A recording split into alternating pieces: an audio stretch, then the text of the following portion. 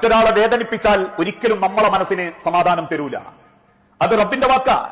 ഇർഹമു മൻ ഫിൽ അർളി യർഹമുകും മൻ Fizz സമാഇ. നിങ്ങൾ മറ്റൊരാളെ മനസ്സിനെ വേദനിപ്പിച്ചിട്ടുണ്ടെങ്കിൽ, നിങ്ങളെ ഓർത്തയാൾ മനസ്സുകൊണ്ട് സങ്കടപ്പെട്ടിട്ടുണ്ടെങ്കിൽ, അറിഞ്ഞും അറിയാതെയും മനസ്സുകൊണ്ട് അവൻ നിങ്ങളെ പ്രാകുന്നൊരവസ്ഥ വന്നിട്ടുണ്ടെങ്കിൽ, അതിനർത്ഥം നിങ്ങളെ വേദനിപ്പിക്കാൻ പടച്ച റബ്ബ് ഒരു തീരുമാനമെടുത്തു. നിങ്ങളെ സങ്കടപ്പെടുത്താൻ അള്ള ഒരു തീരുമാനം എടുത്തു അതിന്റെ അർത്ഥം. അല്ലാതെ മറ്റൊരുത്തനെ വേദനിപ്പിച്ച് നിങ്ങൾക്ക് ജയിക്കാൻ പറ്റിയെന്നല്ല.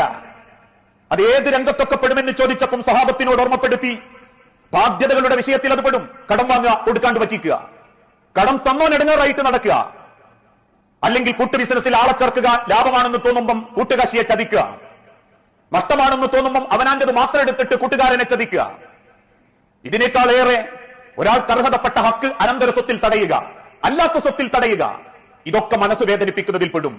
അന്യായമായിട്ടും ചതി കാണിച്ചും